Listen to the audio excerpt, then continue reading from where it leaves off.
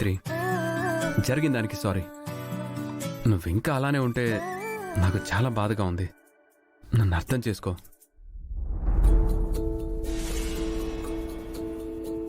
భర్తగా నా మెళ్ళో తాళి కట్టినందుకు పూలు పెడుతున్నా సరే నేనేమీ మాట్లాడకుండా మౌనంగా ఉన్నాను అంటే అది నేను మీకిస్తున్న గౌరవం.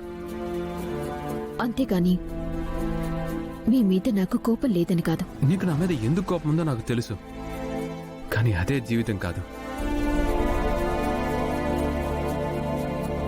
జరిగిన దాంట్లో నా పొరపాటు ఉంది, నేను ఒప్పుకుంటున్నాను.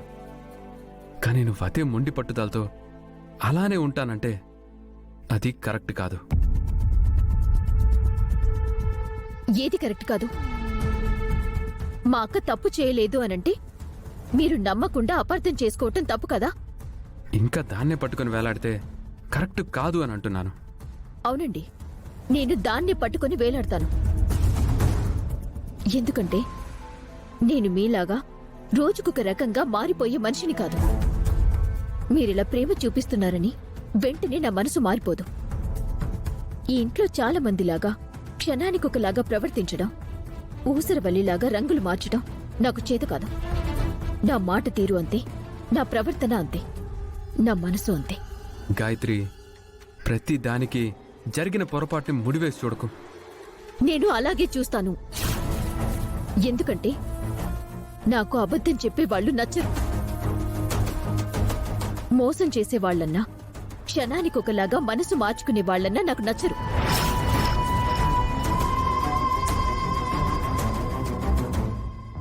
నన్ను ప్రేమించారు, నేను కూడా మిమ్మల్ని మనస్ఫూర్తిగా ప్రేమించాను.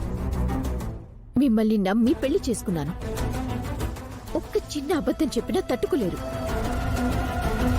అలాంటిది మా అక్క విషయంలో మీరు మమ్మల్ని అపార్థం చేసుకున్నారు. అది నేను తట్టుకోలేకపోతున్నాను. నేను మీలాగా క్షణానికొకలాగా మారిపోలేను. ఒక చిన్న అబద్ధం కూడా నా భార్య సహించలేకపోతుంది. అలాంటిది వాళ్ళ నాన్నని మా అన్నయ్యే యాక్సిడెంట్ చేశాడని తెలిస్తే గాయత్రి నన్ను ఎలా చూస్తుందో.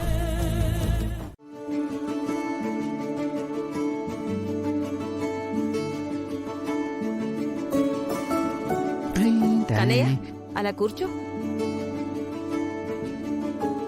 ఫణి, మీరు కూడా రండి, భోంచేద్దురు కానీ.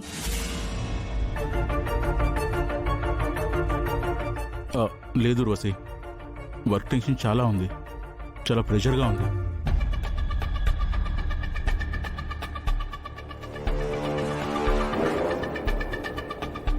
కన్స్ట్రక్షన్లో చాలా ఫైల్స్ పెండింగ్లో ఉన్నాయి. నేను తర్వాత తింటానులే కానీ మీరు తినండి. ఫణి, ఏమైందిరా పని? ఎందుకలా విసుగ్గా ఉన్నావు? బామ్మ, ఎండీగా పెదనాన్న ఉన్నారు. ఇప్పుడైనా పరిస్థితి బాగాలేదు.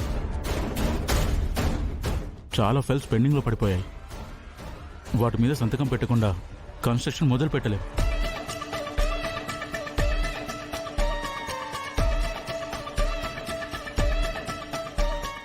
నాకేం చేయాలో తెలియట్లేదు. నువ్వనేది నాకు అర్థం కావట్లేదు పని. బామ్మ, ఎండీగా మన కంపెనీకి ఎవరూ లేరు.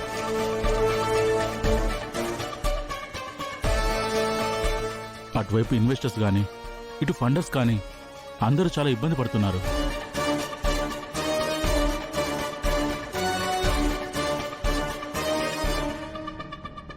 నాకేం చేయాలో అర్థం కావట్లేదు. ఇప్పుడేంటి అర్జెంట్? అందరూ వాళ్ళ వర్క్స్లో బిజీగా ఉన్నారు కదా. అనంతు, నువ్వు చెప్పేది నేను వింటాను.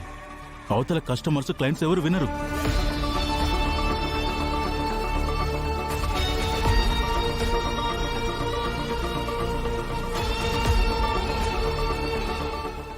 వాళ్ళ ఫండ్స్ శాంక్షన్ చేయకుండా వర్క్ ఎలా మొదలు పెడతారు?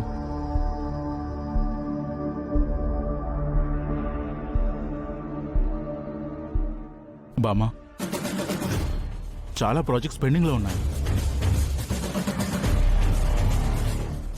మీరే ఏదో ఒక నిర్ణయం తీసుకోవాలి.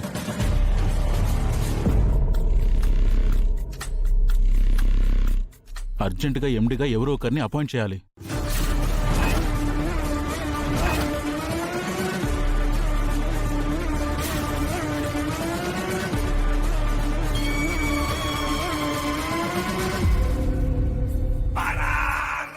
లేకపోతే మన కంపెనీలు బిజినెస్లు అన్నీ మూతపడతాయి.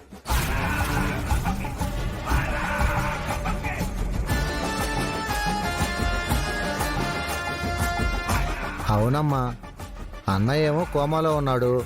ఇప్పుడు ఆ బిజినెస్లన్నీ రన్ చేయాలంటే ఎవరు చేస్తారు? అదే నన్ను అలా మాట్లాడతావు? మన అనంత్ ఉన్నాడు కదా.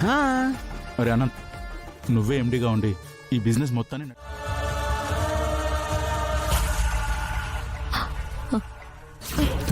సుందరి,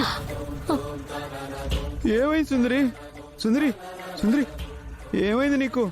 ఏమో బాలగారు, మత్తుగా అనిపిస్తుంది. ఆ, ఆ, మత్తుగా అనిపిస్తుందా? ఆ, సుందరి, ఇప్పుడు ఎలా? ఆ, అయ్యో సుందరి, నువ్వు లే. సుందరి, నువ్వు పడిపోకూడదు. ఆ, మన కాంపిటీషన్ ఉంది సుందరి. నువ్వు లే, లే సుందరి. సుందరి, సుందరి, ఇప్పుడు ఎలా? అయ్యో సుందరి, లే లే. సుందరి, లే. అయ్యో అమ్మో, ఇప్పుడు ఎలా?